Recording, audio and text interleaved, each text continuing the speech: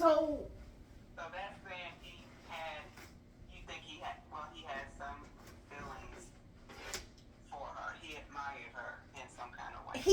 he admired her. She was beautiful. She was his glory because to show her off, I'm plugging in my phone, y'all. To show her off is to share his glory with the rest of his kingdom. Does this remind you of any other king? Hey, welcome in. Who is this? Hey, Brother Karis, welcome in.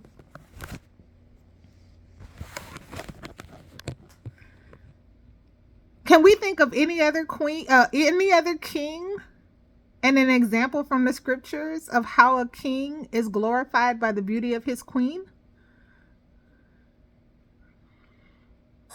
I would say Abraham and Sarah.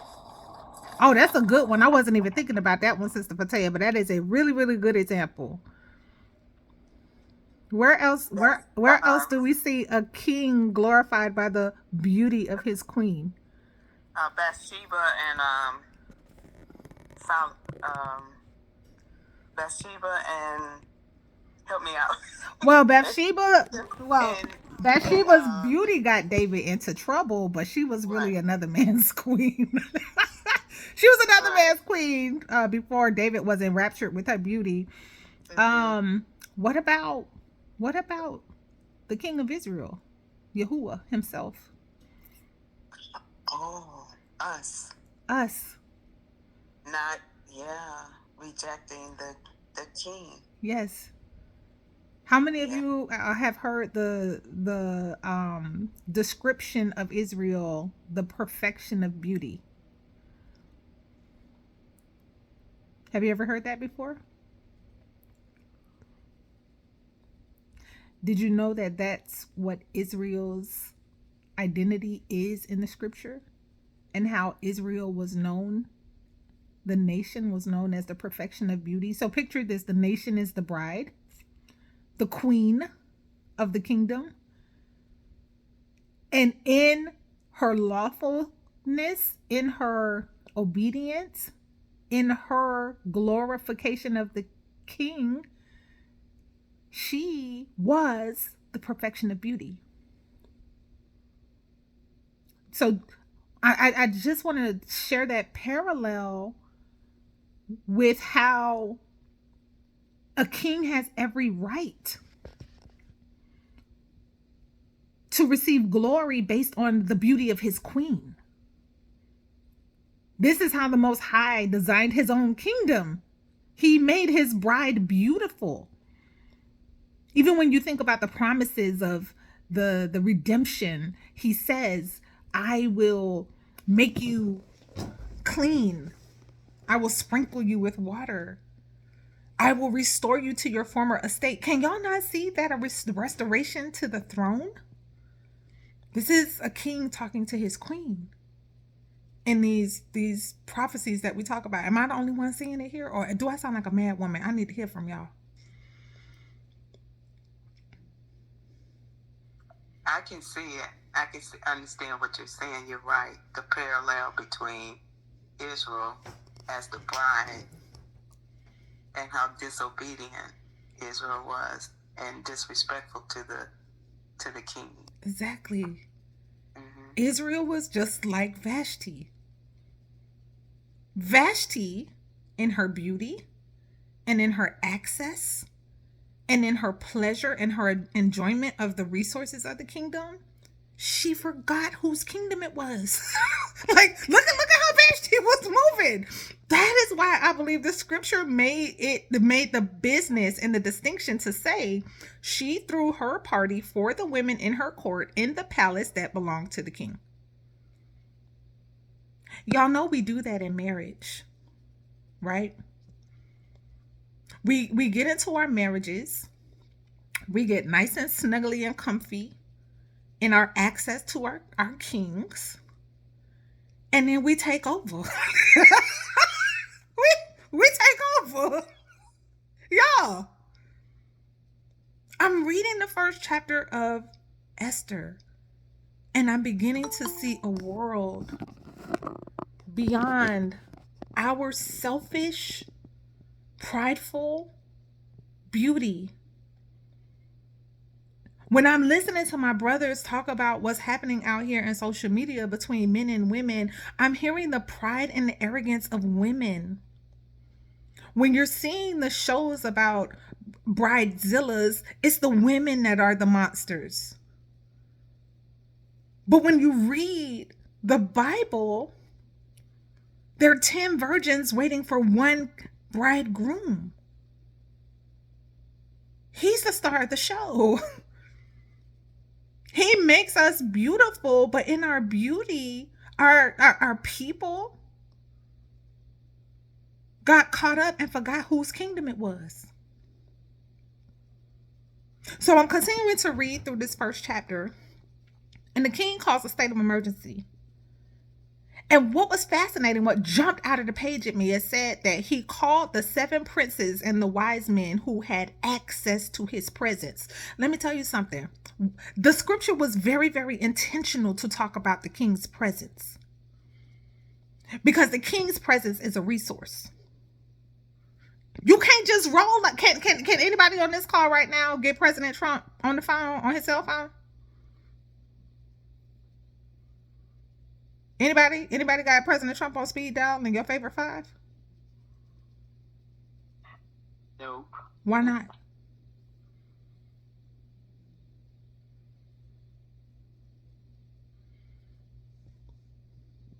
Why can't you just call President Trump, President Obama, President Clinton? Why can't you just call them up?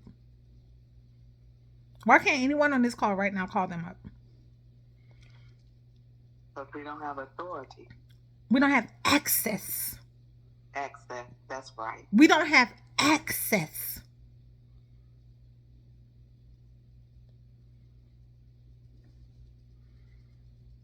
So a king's presence and access to a king's presence ain't nothing for us to play with, y'all.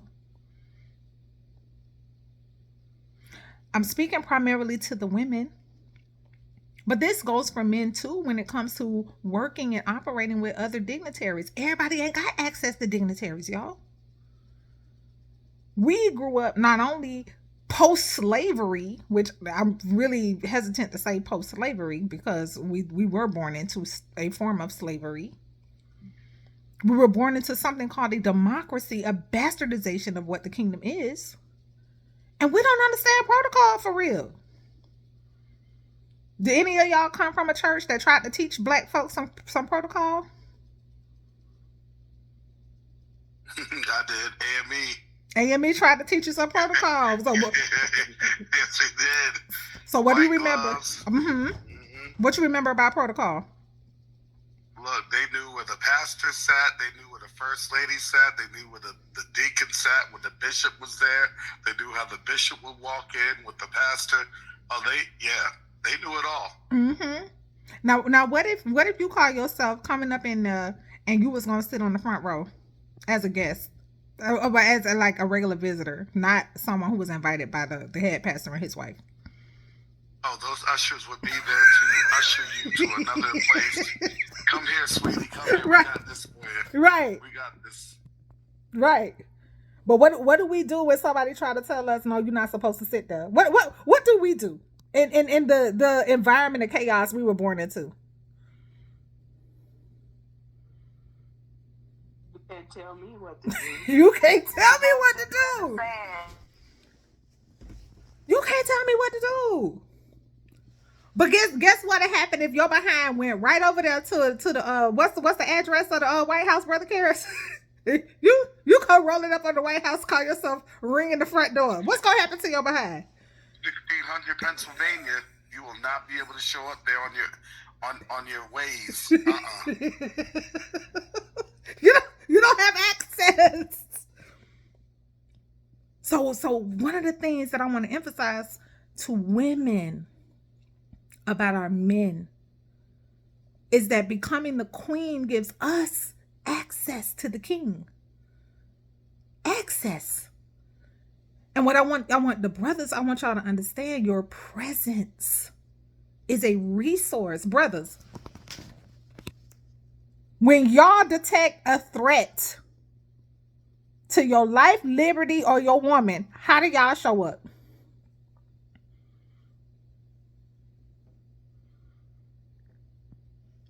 What's the first thing you doing, Brother Walt?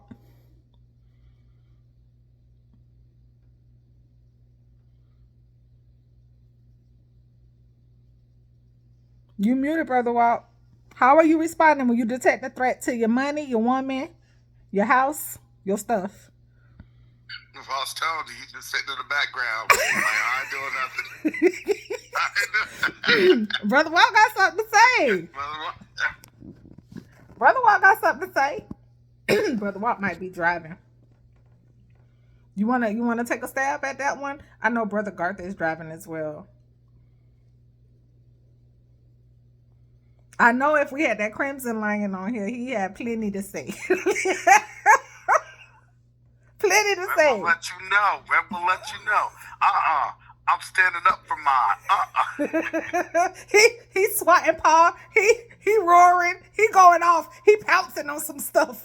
Like, look, what we as women really have taken for granted, and it's a lot of reasons why, y'all. We've all been attacked in social media and programming and everything. We've all been attacked not to respect your presence, not to respect how valuable you are in space and time, that like a lion, when he roars, he could be heard. What's a 5-mile radius? That provides protective cover for the lioness to do her thing. She can do her thing unafraid because of the presence of the lion, king. Y'all, we've been missing it. So that's the second thing that I'm reading in the first chapter of Esther, is about the king's presence. Everybody don't have access to the king's presence. Last time I heard, it ain't too many men that be out here trying to protect no other woman outside of his mother and his wife and his children. Unless he has some other kind of duty to her protection. Is that not exclusive? I'm asking y'all, brothers. All of y'all on mute. Lion Kings in the house. That's true. Don't be talking about us.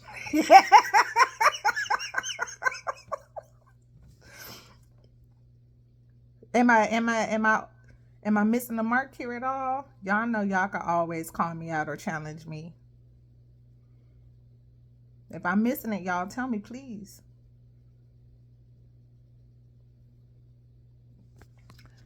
So the king's presence is a resource. Everybody don't have access to the king's presence. Everybody don't have access to the king's covering. Everybody don't have access to the king's protection. Only those within his dominion. So the king of Persia calls an emergency meeting. And the wise men are like, wait. When the women of this land, and we talk about, the scripture tells us from India to Ethiopia, y'all. We're not talking about a couple of city blocks. We're talking about a very large dominion.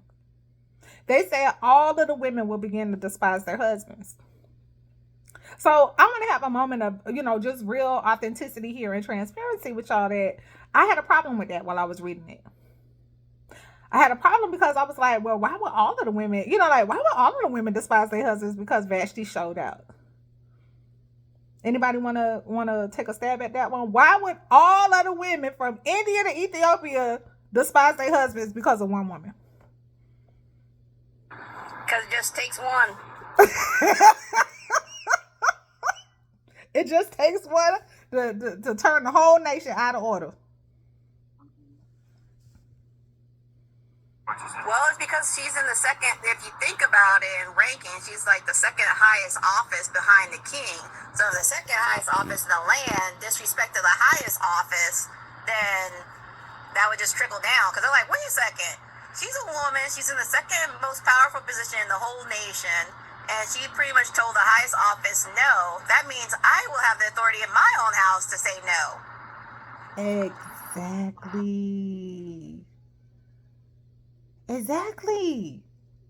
Can we see? I forgot what they call that in law. They call it, like, say, a precedence or something like that. It is legal precedence for open rebellion against authority.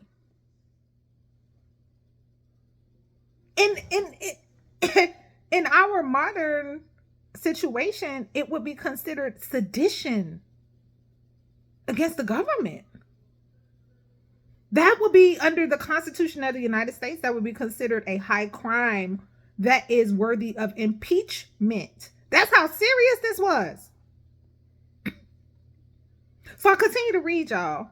The wise man went on to say, you got to do something. You can't just let this slide without saying something. Because if you don't, king, emperor of Persia, they then said, there will be an excess of wrath and contention from the women in the entire land.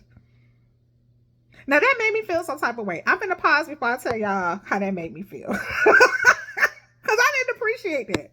I'm like, why would these men sit up here and make this conclusion about all the women in their country? Any takers? Any brother want to say something about it without? Where's Red at? I mean, because it's easy to group. It's easy to put all people in one group, and it keeps you from dealing with people on the individual level. That's why they say all black young men are criminals, because they don't want to get to know each of them on a personal level. So they just group them, put them in a group, because they're easy to deal with. I can accept that as part of it, but I also had a personal conviction about what the scripture was saying about the nature of women. Because they knew. You know how we women are. Girl, I wouldn't take that. I wouldn't take that. And it starts spreading, you know, that women power.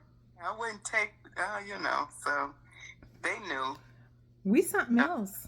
Yeah, we something else. Y'all brothers might not want to say it, and it's okay. Because I'm here to say, on behalf of all of us, that Eve was showing us something very important about us. What was it that the serpent used to get Eve to fall and to seduce her husband to fall? What did the serpent use to take Eve out the game?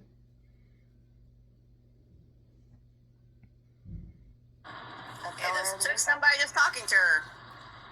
Talking to her and offering her what?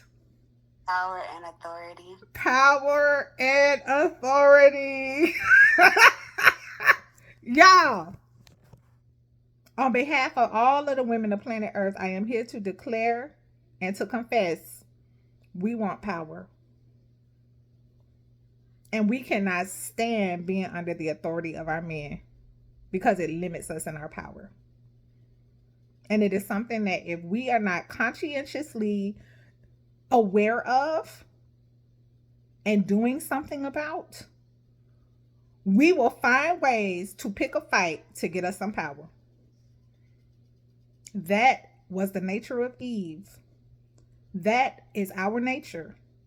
And that is what threatened the empire of Persia. And when I had to face that about myself, because y'all know I was the first one to be like, I could play supportive actress. No. We're not as obvious about our power grab as men are. We subtle, we crafty, and we will work any loophole we find. That's why those wise men told King Ahasuerus, shut Vashti down. swift, fast, permanent, and do not give her any exception. Do y'all realize what the first piece of her crime against the state, what the first part of her punishment was?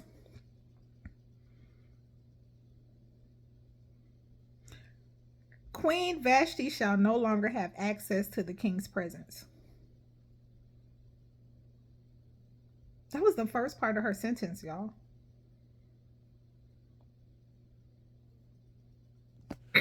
This first chapter of Esther is so serious. For anybody navigating marriage, for anybody thinking they want to be married, for anybody who needed some final evidence why they want to get out their marriage.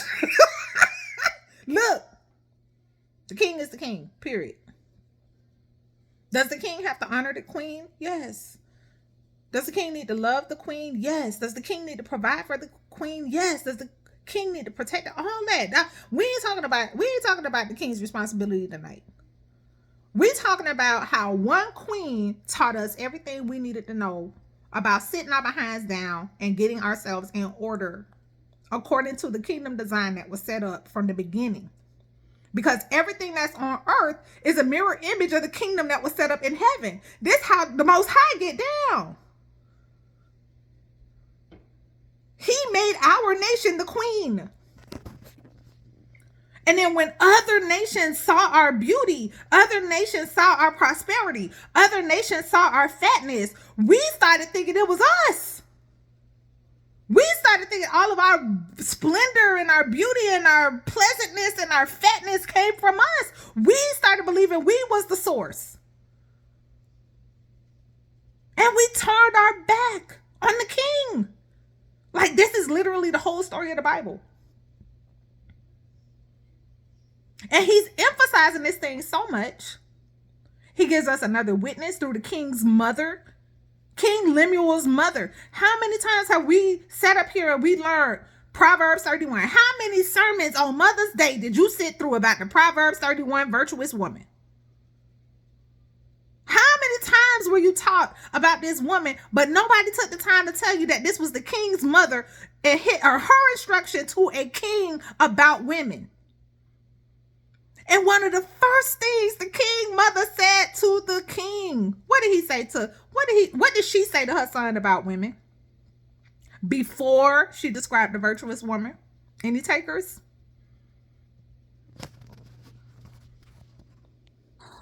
Is this an open book test? Hey, do your thing. Go for it. What was the first warning that was provided before she went on talking about all the beautiful and wonderfulness of a virtuous woman? What was the first warning the king's mother gave him about a woman? Craftiness. Proverbs 31. It might be around the second, third, maybe even fourth verse. Warning about women. Let's see. Who can find a virtuous woman? For her price is far above rubies. It's going to be before that. This is King Lemuel's mother. This chapter begins letting you know that the king's mother is teaching her son. Oh, number 3. Give not thy strength unto women, nor thy ways to that which destroyeth kings. Do not. It is not for kings, O Lamiel. It is not for kings to drink wine, nor for princes strong drink. Thank you. Don't give your strength away to women. This is how your kingdom will be destroyed. And by the way, leave that liquor alone. This is how a king's mother speaks to a king about women. Yeah, because that liquor had you doing crazy stuff, especially around the women. Matter of fact, I was talking to Princess about it the other day.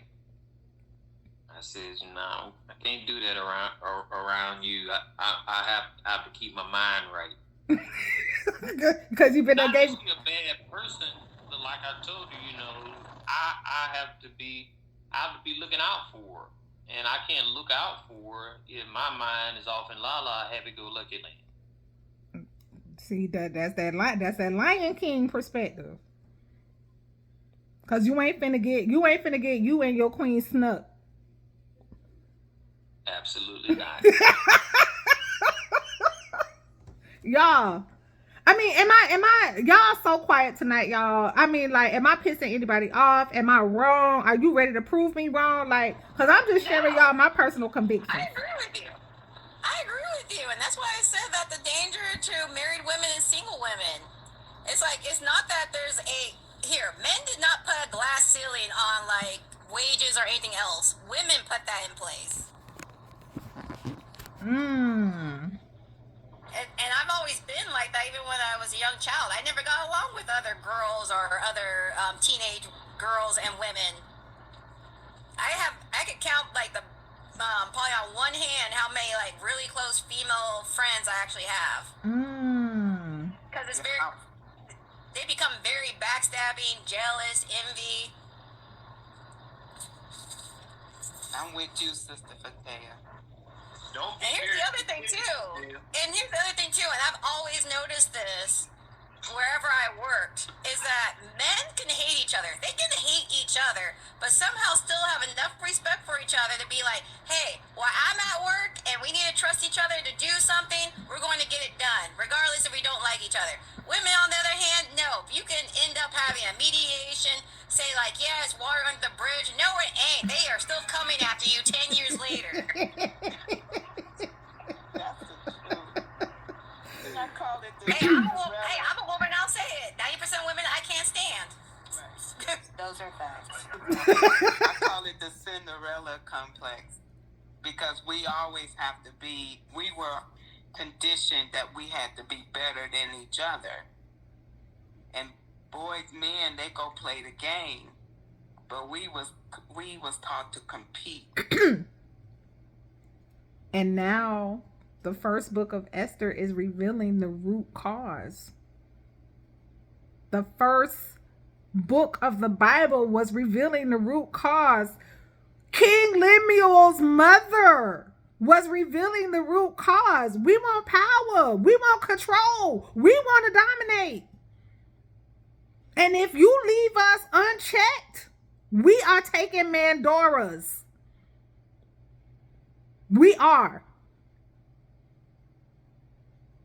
I hate admitting that about myself. Like that's why this book was really grieving my spirit, y'all. Because it was requiring me to take a really close look. Like, sis, if you're reading something that's offending you out of this book, you need to look at yourself and check your flesh. This thing was telling us we likes to fight because we hate the fact that we got put under male authority. We look for every reason to buck your authority when we are not walking in the spirit of truth and in humility, because we are a prideful, smart, and crafty group of human beings. We will seduce a man right out of his power and then hate his guts once we finally conquer him and took the Mandora. That is the nature of a woman who is unsubmitted. Dangerous. Y'all too quiet. y'all too quiet today. I guess some stuff hit home, you know. We got to do better, y'all. I was having this conversation with my son, and even my son began to cringe. I'm sitting up here. I'm seated as King Lemuel's mother, telling my prince son, don't you give your strength away. She will lose all respect for your behind. Definitely true. Powerful creatures, y'all, took Adam down. And this is what I want my brothers to understand from a place of guarding your authority and your dominion,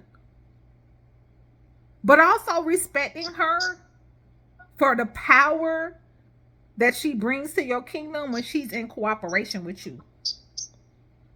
And that's why I point to the chess game.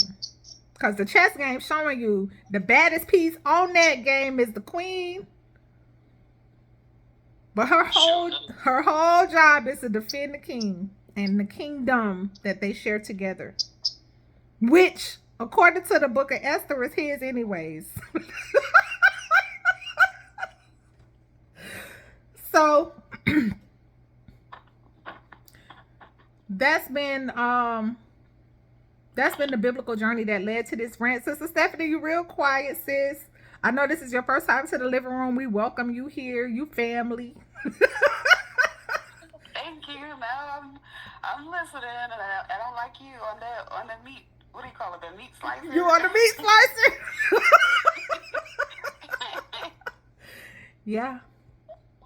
Yeah. So, of course, y'all know I'm sitting here and I'm thinking about it from the standpoint of all the divorces I've ever done. Y'all know 9 out of 10 divorces were women filing divorces against their man. Yep, I knew that. And how much of that? I'm not happy. What was it? I forgot who said the saying that a man will sacrifice his happiness for his family. A woman would sacrifice her family for her happiness. It's the ultimate act of power, y'all. When I think about it, I'm like, if you look at the celebrities, right? The public figures, look at them and look at the Vashti effect that the princes of Babylon were warning King Ahasuerus against. Can you not see how much this has impacted everyday people? And the women sitting up here looking like, oh, what's her name left her man? I ain't gonna put up with this. So-and-so got a divorce.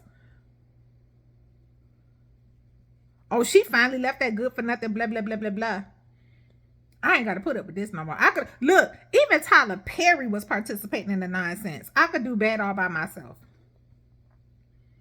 Boosting us up in our pride and in our independence to lose sight of who the kingdom belongs to for real. And I'm not saying we're not valuable. I just said we're the most powerful piece in the game, y'all. But it's our power. The reason why our power is the reason why we got put under male authority. to put a little lid on that power. to put a check on our power. And y'all brothers know, y'all pull rank on me. I don't like it. I don't like when y'all pull rank. But at the end of the day, you pull rank. I gotta sit my behind down somewhere.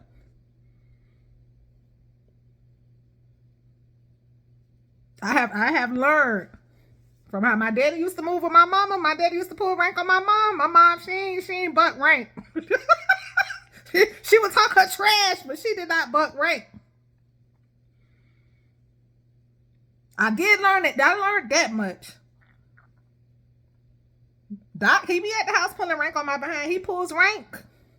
When he pull rank, even when he wrong, I be like, man, he just pulled rank. I be mad. But I respect the authority. And when he wrong, it's the Most High that deals with him. I don't even have to open my mouth for real. Because that's how powerful the chain of command in the kingdom is. That when we get ourselves in order, when we respect the authority, when we respect the rank, and when we operate in unity with the rank and not against the rank, then when our king step out of line, we ain't got to worry about it. Our daddy gonna handle it. It's some powerful stuff. That's why I'm mad. I'm mad because nobody taught me this in church. I learned how to run around the church, get slapped with the olive oil, pass out on the altar, get up, scream and holler, and do it again. And then give you a check. Write them checks. Write the check. Don't forget your tithe. Look, faithful tithe. I tithe faithfully. My mama taught us to tithe faithfully. We were obedient children to the tithing system. And I sat up there longing to be married, longing for a husband, wanting to be booed up, not knowing what the heck I was signing up for. I'm on the job training on stuff that I could have been taught decades ago. I'm pissed, y'all. Nobody taught me this. I got a whole attitude. If you were taught that? Huh? What if you were taught that? If I was taught this, Auntie? My mother didn't, even though my father may have been wrong at times, my mother didn't pull rank over him. Even though she was the queen chess piece and kept everything together, but she didn't pull rank over him. And so when you're taught how to move like that, but then you can be moving like that and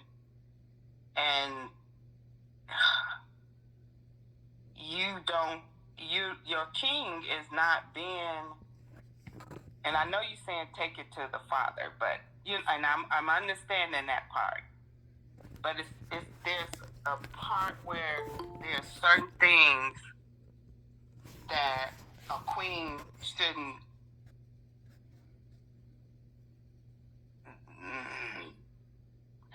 Let me get off I'm gonna get back on the meat grinder and think about it. I don't know. I just know it don't work like that all the time.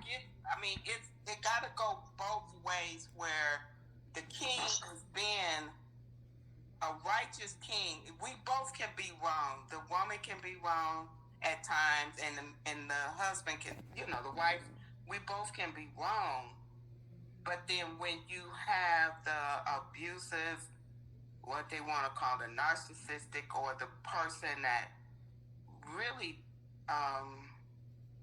refuses to be corrected by yes. Thank you, Sister Stephanie. You're welcome. They refuse to be corrected. And then, so you going down the drain, I've seen women literally die from abuse, of years and years of abuse.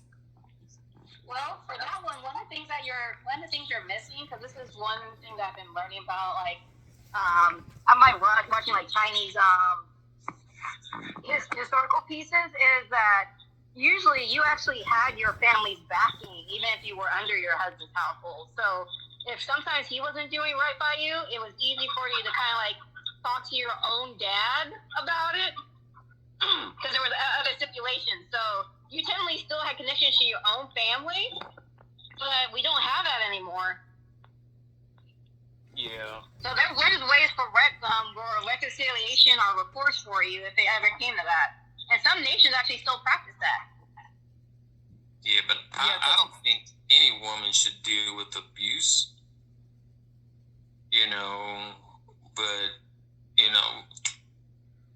But sometimes, I guess if you choose to be with this person, you have to be down in the good times and bad. You can't, because especially, men, speaking from a man's perspective, a lot of stuff we weren't taught, and we are on OJT too. So if there's a good woman, she has to be willing to not teach or train, but allow her husband to learn and to encourage him and to, help him learn how to lead. Because, a lot of men, they weren't taught how to lead. You the man, you just pay the bills and you get all the say-so. But that doesn't mean that you're leading. A lot of men are drivers. They just sit back, you do this, you do that, you do this, and I'm sit down. And that's not how it's supposed to go. I think, men should be leaders, which means you have to be out front. You have to be, you have to be the example. But some of us weren't taught that. So we have to have grace like we give y'all grace. And thank you for that. Thank you for those thoughts, Brother Walt, because when I think about Auntie's question about what I wasn't taught, and if I was, what would I have done had I been taught some stuff? probably would not have chosen marriage. I probably would have chosen to partner up with my brothers to go build some stuff. Because I've always been bossy. I came into the earth bossy, y'all. And I don't say it like I always been bossy and somebody taught me to be bossy. No, I've always been very bossy. I've always been very aware of things, very willing to try to figure things out. And if I see that you don't know what you're doing, tell you how to do it. and I've always been that way. And if I understood this duality of duty for a queen, that my duty was not only in my personal space, but my duty was also to the rest of the nation. And I gotta be around here kind of like biting my tongue with somebody who I am the most vulnerable with, me and my personality. I would have been better doing that with my brothers. I would have been in a better space being covered in what I got to do out here as a single woman with my brother's protection. That's me. Because what I thought marriage was and the romance that I thought I was going to get, and now that I know that it ain't about no romance for real. Not at all. I feel like I got.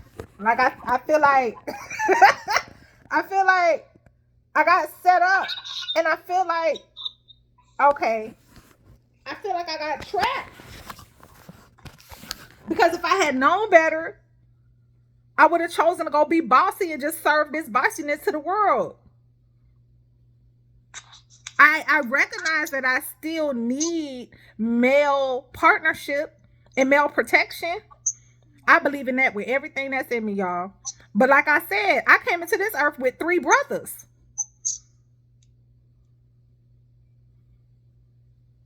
So we could have made that a family thing. That's just me. That's just me. But now that I'm in it with my bossy self, with my prideful self, and with coming into this awareness, I'm learning how to trust the Most High in a different, very special type of way. I'm learning how to foster an environment of honor that literally transforms the environment of my house. Like, for those of y'all who don't know, right now I'm at Auntie Darlene's house, right? Do you know that me 5 years ago, the thought of having to ask for permission to come to an older woman's house with my child, that would have been y'all, it would have been like a whole y'all would have had to wrestle me to the ground and reason with me. I would have been so infuriated at the idea. Well, did you ask your husband? What you mean did I ask my husband? I carried this child for 9 months. I teach this child as his homeschool teacher. I take care of him as much as his father takes care of him. I should be able to just tell my husband what my plans are. This is where I'm going to be. That was my attitude 5 years ago. The opportunity came for us to come and spend time with Auntie. You know what I did? I said, Auntie? I said, let me go get a permission slip from Doc. Right. That keep peace at the house, though. And I think you should ask permission because you wouldn't want him to, just, say, hey, you want him to say, hey, honey, you think we can go spend some time, together. I don't see anything wrong with, asking for permission either way, But I think we as women think that men have the same rules, and it's, they do it sometimes out of courtesy, but I also feel like they don't have to get our permission. It's kind of bad to say it like that because they are the authority, right? It's not necessarily permission. It's courtesy. Yes, thank you, brother. Yes, But courtesy. when a man get in a man mood and he just want to roll out, he be like, I'm out. You don't have to explain.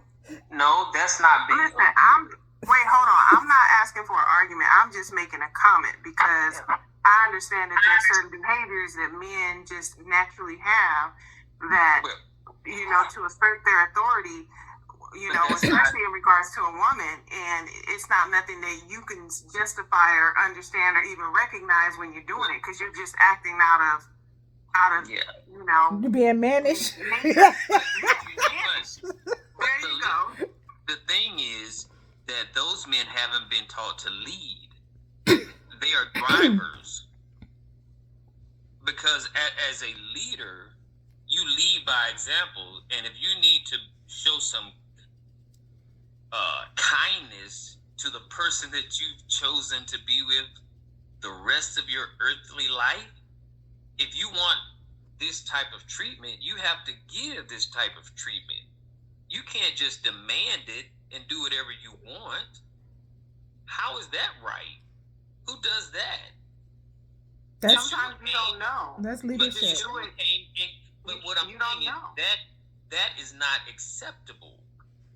It's only acceptable if someone like a woman or a man accepts it, right? Exactly. But if you require not to accept it, then that's where you have to be able to communicate that to the other person in a way to where they can, you know, understand and see from your point of view and then make correction upon that. But so let me add a little comedy here, because I'm hearing Brother Walt define male leadership in marriage, which I don't think any woman would argue against. Like, that's what we want, right? Like, give me the same courtesy that you want me. Give me the courtesy of the thing you're requiring of me as your wife.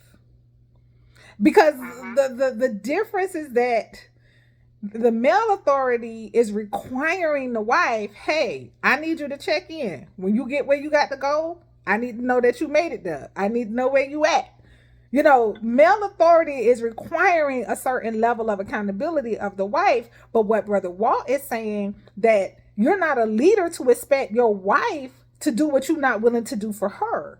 So I think we can all respect that type of leadership. But what's been happening and what's been tearing up relationships is the kind of thing that I remember being a little girl. So y'all, I didn't know, I was young. I found out later. My daddy used to hit the streets, throw his hat on. Daddy, where you going? Off. He used to say he was going off. I ain't never know where daddy was going. But I learned later my daddy used to go play numbers down in Overtown. he was going to go play his number. So I would always, and again, I told y'all I was a bossy little kid. I could not stand that my daddy didn't tell me where he was going. Daddy, where you go? Daddy, where you going? You always telling me you going off. I'm going off. Like, I was not privy to what my daddy was doing, right? Now, whether or not my mom knew what off was, I don't know. I ain't never asked my mom, but hey, did you know where daddy was going when daddy was going off? But some men move like that with their wife.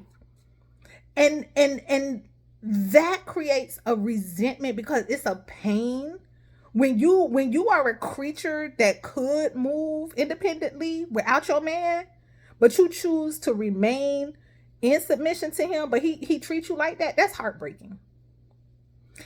And a lot of women struggle with resentment because of that type of heartbreak. It's like, dang, bro, like, I'm choosing you. I'm choosing to yield to you, even though low key, I got moves that you don't have.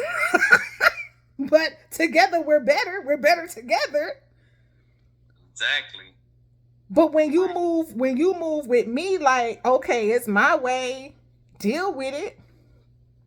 That's an unwise person to treat a creature as special as a wife that way.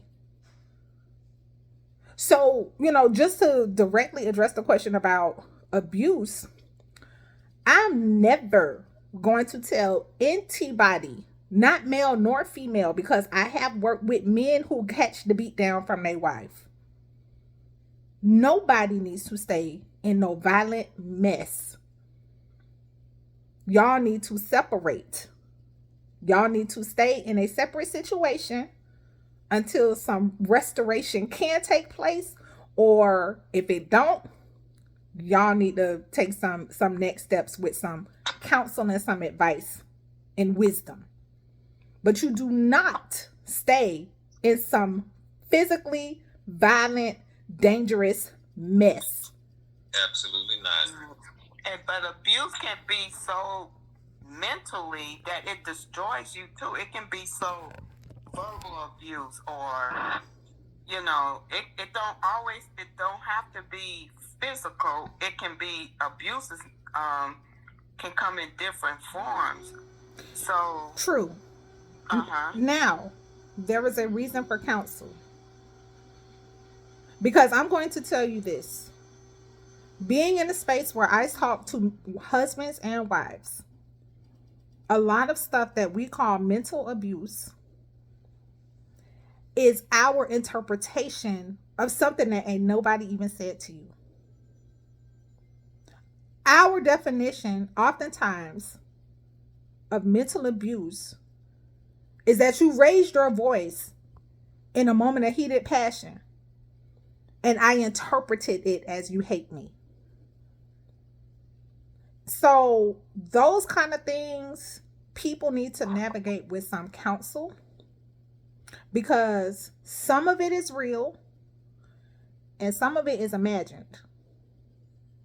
And I'm only saying that as a mediator. Or projection.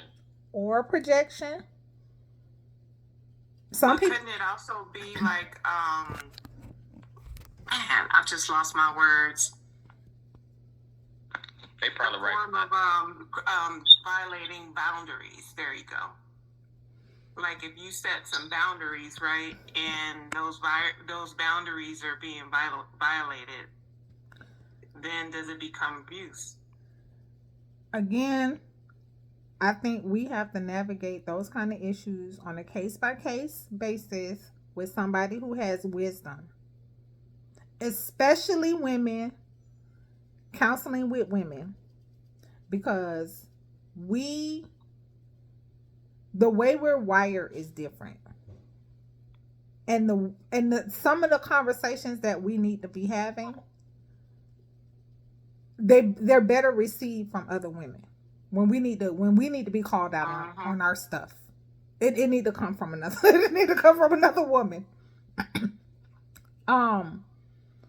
Boundaries can sometimes be a pretext for trying to buck the system. And I don't know if you were here, Sister Princess, when I was talking about my personal conviction and the core issue with women and our desire for power. We will use boundaries as a pretext for finding some kind of power over that man. If we are not submitted to the Holy Spirit. Yeah, I think that's true, because you can also say that boundaries are. I'll keep losing my words, but yeah, I'll come back to it. But I think that is manipulation. Mm-hmm. It could be a form of manipulation, right? Mm-hmm. If it's not coming from a place of, like you said, through the Holy Spirit. Mm-hmm. I definitely agree with that. And then the power piece, that's I don't even know what to call that weapon, because it is something that we don't realize, right? And it's very man, it's like a butcher knife. and it's subtle.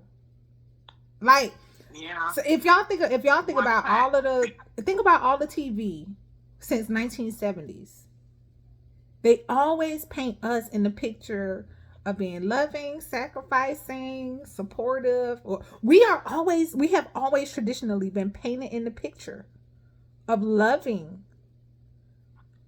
But when you pull back the curtain and you find you a woman who has unforgiveness and bitterness residing in her, you finna see the real, Smeagol off of Lord of the Rings, the Precious. You finna. I don't know that. Oh, Smeagol is this little monster, a golem, a creature who discovered the ring of power, the most power, the largest source of power in all of Earth, fell into the hands of this little creature, and he fell in love with it, and he named it the Precious. The Precious. Oh my gosh, Precious. The Precious, y'all. I'm sorry, ladies. We want the Precious. Like when we mad, when we haven't forgiven, when we haven't extended mercy, we reach for the Precious. And when we reach for that Precious, we be coming for the brother. Like, we be coming for the brothers. For real. We ain't nothing nice. But you don't see us depicted that way in traditional family programming. Said it's the curtain. Forgive me, for I have sinned.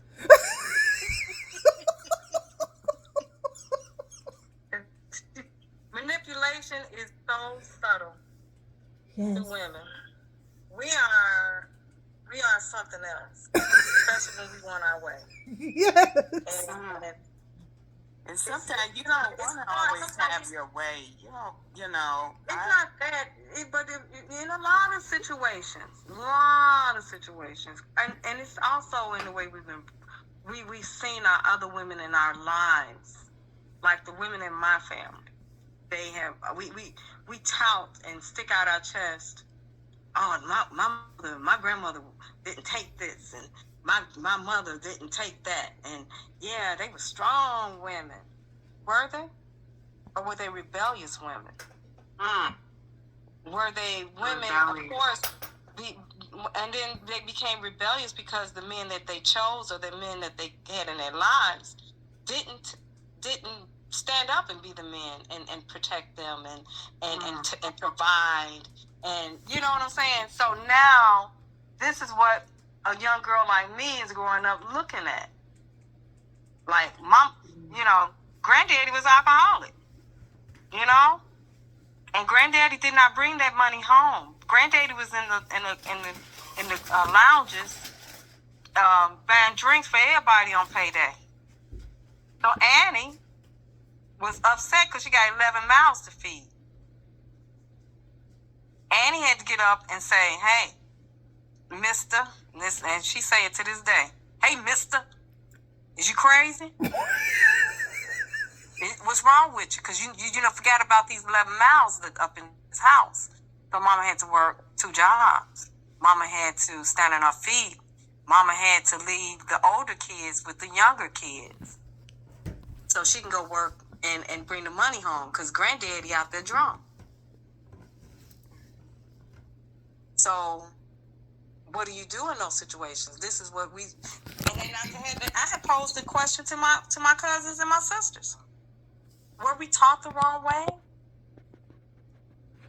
Yes. I think it's back to we have to go all the way back to where we got divided as a nation, and how they brought us here, and how they manipulated and raped the men, raped the women. We are dealing with a lot of trauma on both sides. So, and that division has kept us, and the trauma has kept us separate. So I think when we realize that we are a broken people altogether,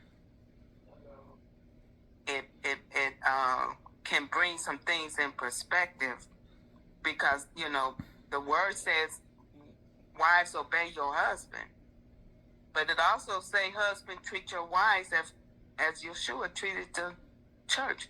So if my husband is treating me like Yeshua, I don't have nothing to worry about.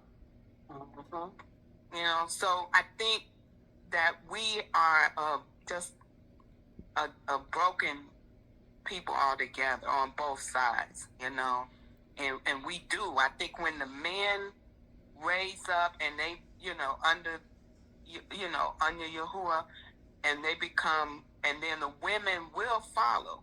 But we're gonna always have foolish men and women that's not gonna be subjected under, the laws, the rules, and just, they're just gonna be foolish.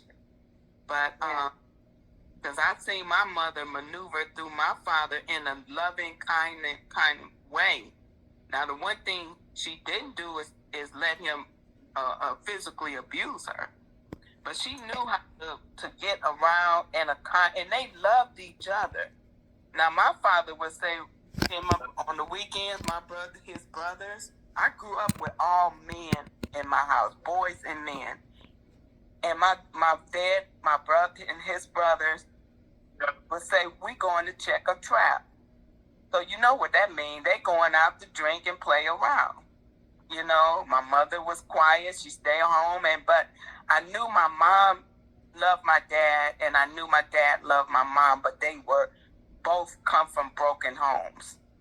My mom didn't raise with her family, and my dad, didn't have his father there, so, okay.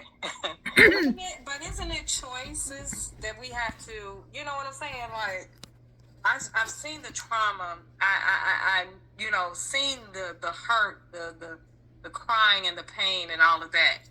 And like I was up under a pastor who his mom, he grew up in a single family home, which is his mom only, him and his mom. And I can say that man was an example of a husband, of how he loved his wife, because he said within himself, he said he will never leave his wife. He's going to treat her the way Christ treated the church, and he was that example. When you went to their home, he was that. It wasn't contradictory. I think we so have we're able to see that. I think we have really good men in our community. I think that one of the biggest challenges is how much we haven't been taught. So my lane is governmental, right? And this whole conversation comes from my insight purely from a governmental structure standpoint. I ain't coming from no mental health standpoint. I ain't coming from your feelings. I'm talking straight government, right? And when you teach a young man, you the man, you do what you want to do, what you say is the law, that's a part of the truth, not the whole truth. Then you release little monsters out here to terrorize people's daughter.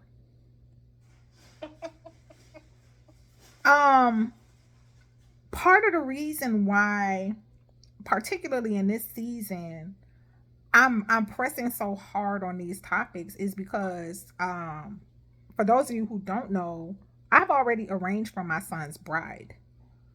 I already have a contract with his wife's parents. I've already arranged for his marriage. So guess what that do to me as a mother of a son? Y'all should hear me. Well, guess what? Judah will tell you some of the conversations I have. I'd be like, your wife ain't gonna be calling me 3:00 in the morning crying behind you. My responsibility towards that young woman, I'm thinking about her while I'm raising my son. I'm thinking about the type of husband this little boy gonna be one day. I'm teaching him the heart of his wife because of his love for his mother. And what we have right now, y'all, I'm sorry, is a generation of men who done got cussed out by their mama, told they was good for nothing, told they was stupid. Because, we women, again, we are very, very prideful in our intellect. We are quick. We be tearing our men up with our mouth. Then you release this young man who you done destroyed with your mouth, queen mother. And his wife can't figure out why her husband don't listen to her. So as far as I'm concerned, maybe the generation of marriages I'm in right now, maybe we're already cooked. As the young folks say, look, you're cooked. Like, look, what you got, and you just got to figure it out. my cry right now is for the unmarried, the kids who ain't even hit puberty yet for real, the parents who are raising children who gonna be somebody's wife, somebody's husband one day. How are we teaching them? Because I am ever concerned about the young lady who will be my daughter-in-law. When I'm looking at my son and I see the little lazy spirit rise up, I be cutting up on him, y'all. Look, cause guess what? As his mother, I can cut up on that spirit like his wife can't because of my authority over him as my child. So guess what's gonna happen? When he married one day, he gonna hear my voice when he acting lazy about his family.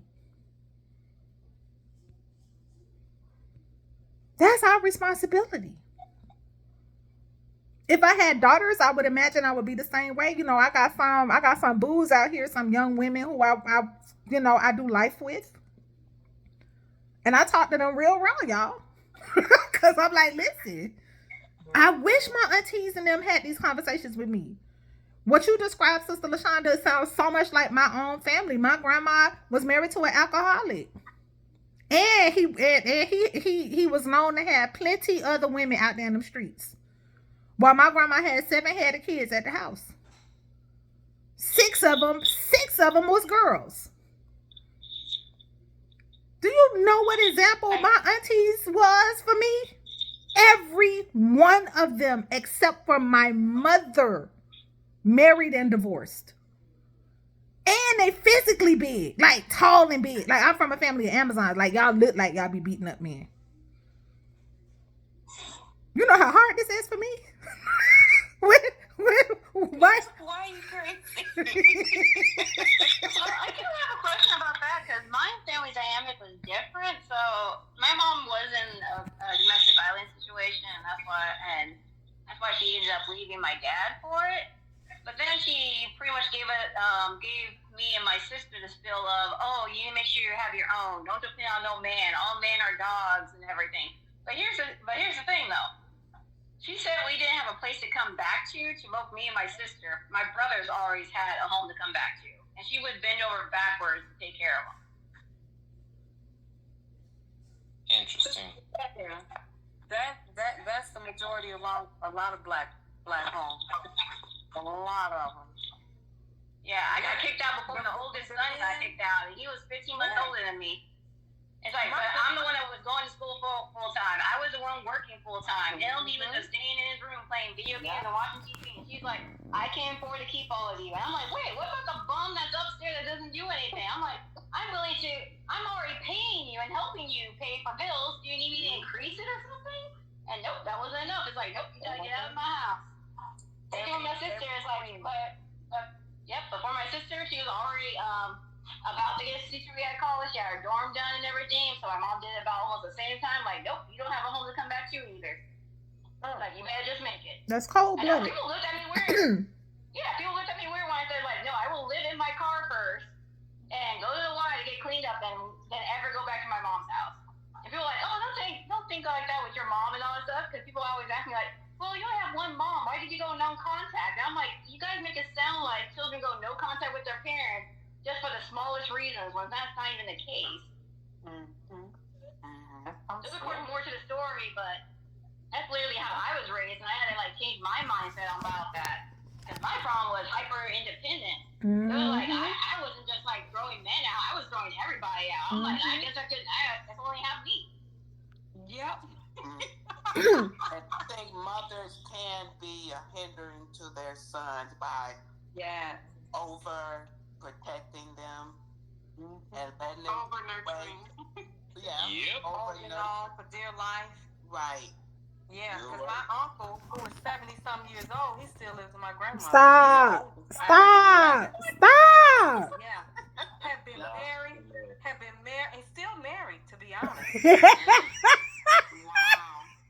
Your uncle a trip. What is that? What is that? The baby boy can come in anytime he wants. But every girl in my grandmother's house, everybody stood on their own. And my one aunt, she got put out at 12. Wow. Yeah.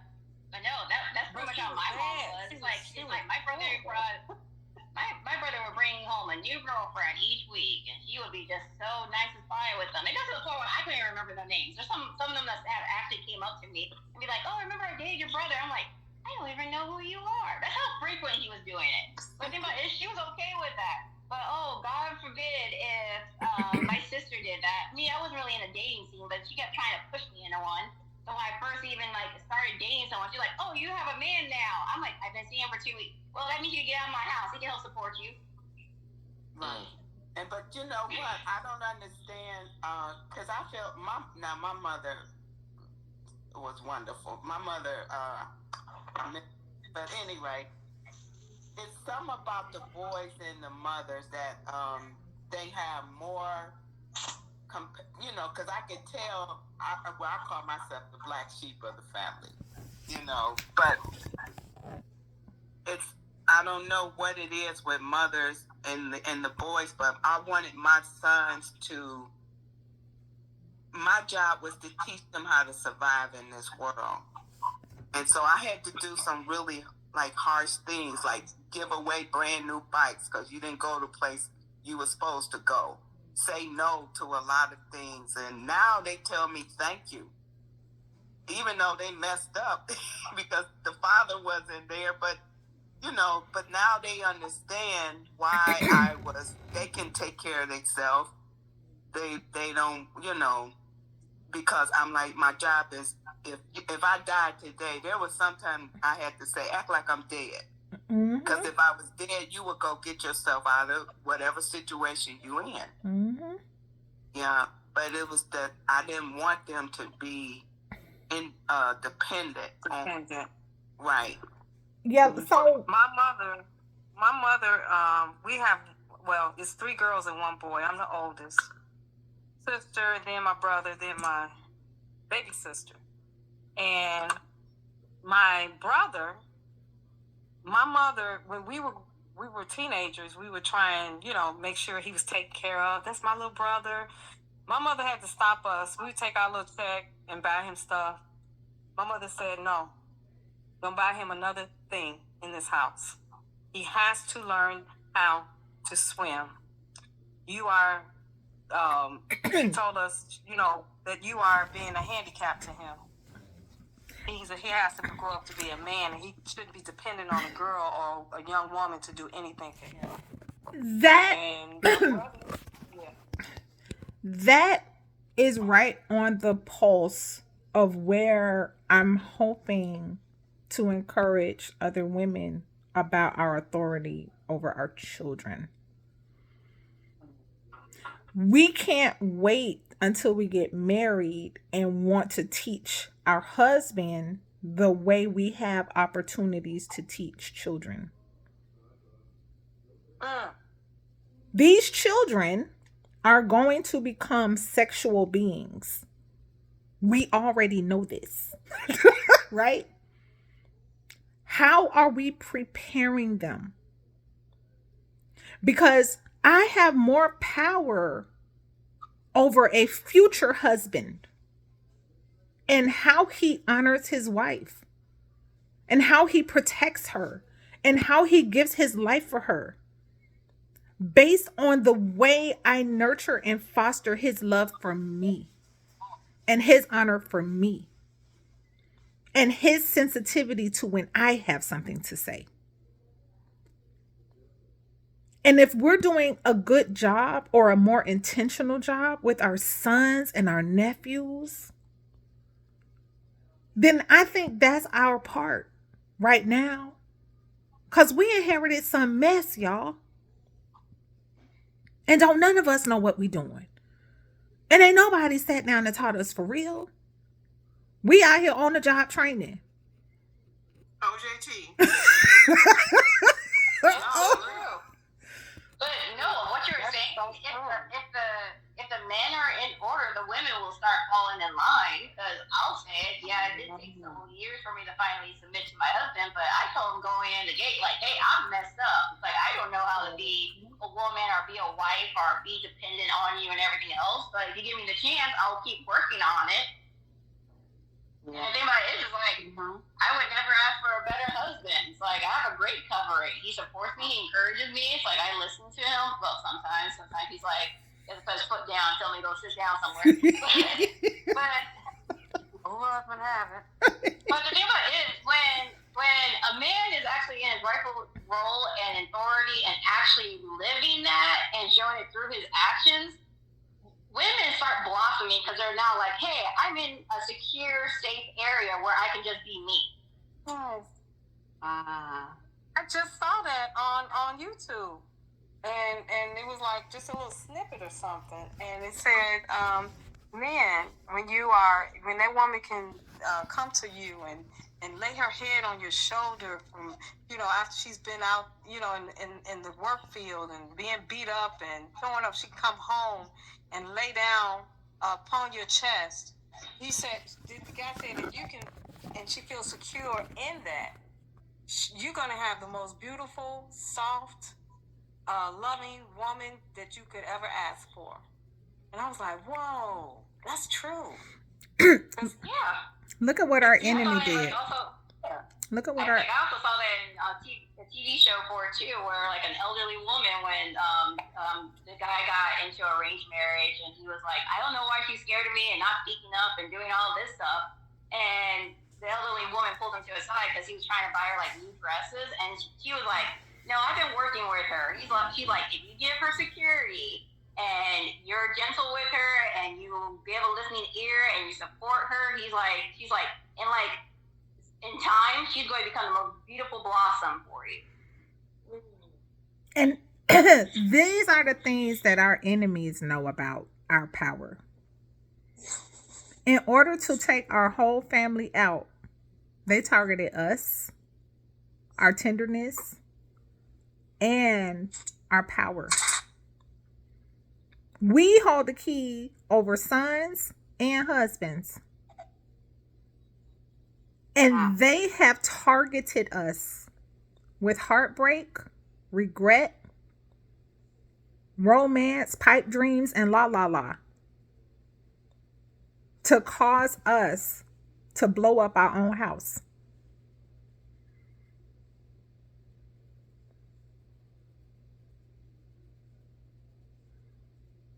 They know how powerful we are. The Willie Lynch letter is centered on the Black woman. The slave female is the one who perpetuates generational slavery and dysfunction.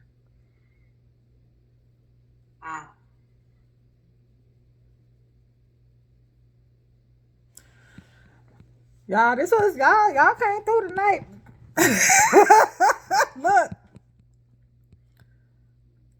Yeah, but it takes for the men to step up and start going into those roles and not running away from that responsibility. And same thing with the community man, because I know one reason, even if, like, let's say the best circumstances back in the day, probably even actually here in the future, you have a man over the household, everybody's in the right authority, but then that husband ends up dying, making sure his family is taken care of, like protecting them because something happened and whatnot. What is supposed to happen is, all the other community men are supposed to come and be like, I'm my brother's keeper. So if he died protecting his family, I gotta make sure there's at least a male covering over that house. So it's like, I gotta go and check on my brother's wife's house, make sure she's taken care of, are the kids taken care of. That is very, very biblical. So that way she doesn't feel like, I'm in this by myself. That is very biblical. And that was the reason why a brother his brother died without a child, his responsibility was to cover that widow and raise a child up in his brother's name. Like, these are the things that we lost when we lost the ancient paths. These are the things that we lost when we lost our communities and we began migrating all over the place for jobs. These are the things we lost when the church no longer became the center of the community and it became a sideshow. And it is going to take us doing this together. It really is going to require our men to take courage to lead us. I recognize that we could be a scary group of people to lead because we know everything. But a woman who is true in her strength is ready for a man to lead and ready for him to yield that power to him. And doesn't feel like she's losing anything because she in his palace and she has exclusive access to him anyway. She has all the benefits of the kingdom. So thank y'all all for kind of sharing and making an investment in our community with this conversation. I hope this blesses and encourages you to do your part. I don't feel like you have to be married right now to be a part of the solution for the next generation. Or if you get married, you coming in a little more aware, a little more wiser. You know what you signed up for. And we all need to extend grace and mercy to each other. Pastor Darby had a beautiful 2-hour sermon. I want to say it was called Hebrew Love or something like that, where he talked to men and women about how broken we are as a people and how much we need each other. And it's conversations like this that help to foster that healing amongst our people. So thank y'all all for sharing. I appreciate all of it. Even though Brother Garth sitting over there off in the cut, Brother Garth know that I'm arranging for him a wife too. Brother Garth here. I'm just listening. I don't think I'm ready. I'm just and I'm on the job training and preparation for the job. So I'm on the job pre-training, so I'm just here to observe. We appreciate you and we love you, Brother Garth. Look, I'm a matchmaker extraordinaire. I will hook you up.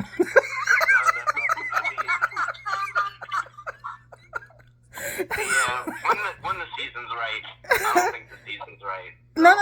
I'm not. No pressure now. It's not about rushing, but when you match up with a kingdom-minded woman who understands her place and who feels secure in your leadership, nothing can stop y'all. There's nothing you cannot accomplish in y'all together. And I think I'm just at the point where I just want to figure out my own life, and I don't see how marriage is in the equation for me anytime soon until I get my own life figured out. That's what I'm. Not right now, but look, who was it? Isaac? No, it was Jacob. Jacob was motivated by the years of toil to have his bride. So it's not something you just completely necessarily have to not think about. Thinking of that family situation. And you get married till he was 40. Yeah. Well,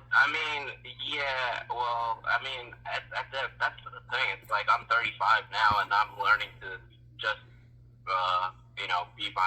trying to be more independent and, work towards my own, I guess, I don't know, accomplishment or whatever. It's just that I feel like there's an age where it makes more sense.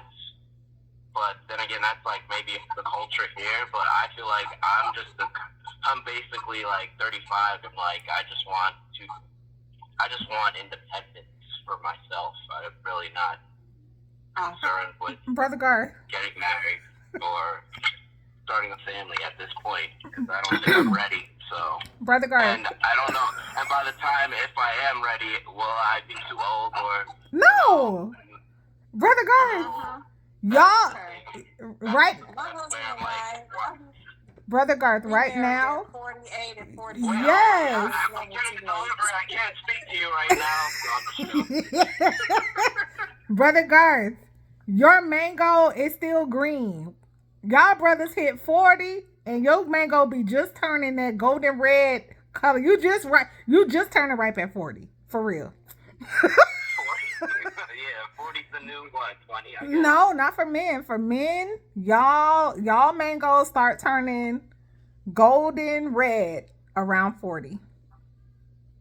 Well, yeah, Yeah, I guess, like I said, maybe it's like a misconception with the culture here, but I've listened to the conversations, and I've seen different examples with my parents and stuff that I wouldn't like to repeat, and a lot of the stuff is similar. It's like leading by example. Like my dad would say to do stuff, but he wouldn't do it in the time because maybe he was too, I don't know. But that one example brings hits home for me. Trying to lead, but not leading by example. Stuff like that. Loud and clear, Brother Garth. We all on the job training.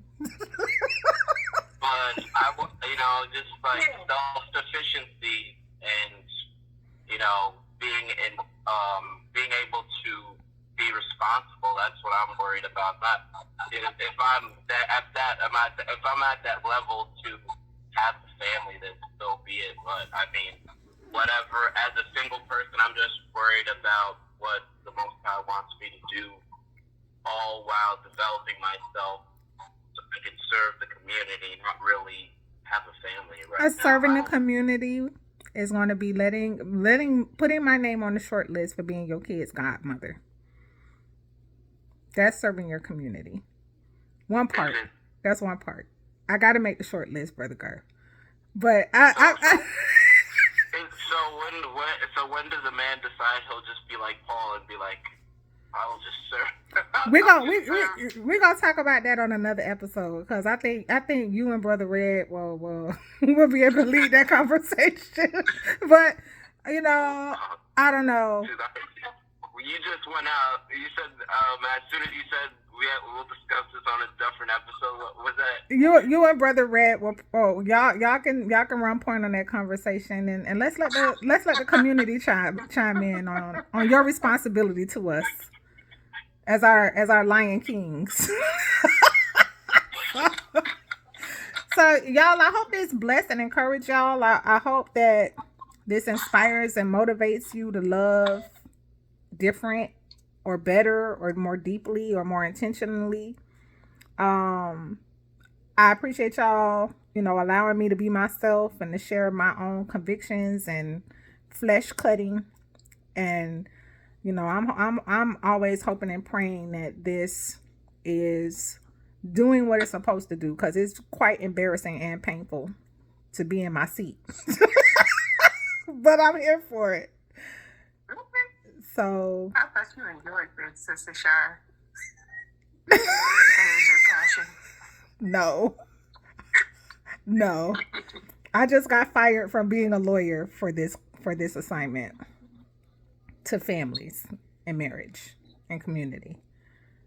And I just said yes to being fired as a lawyer for community building through love and relationship and restoration of our people's humanity as we deal with each other.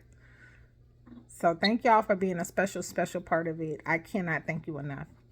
And I mean that with everything I got. But I am finna let Auntie go to bed.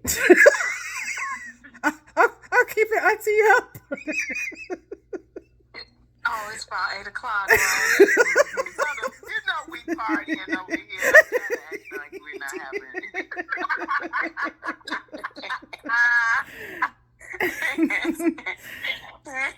But yeah, I'm ready to go to bed, y'all.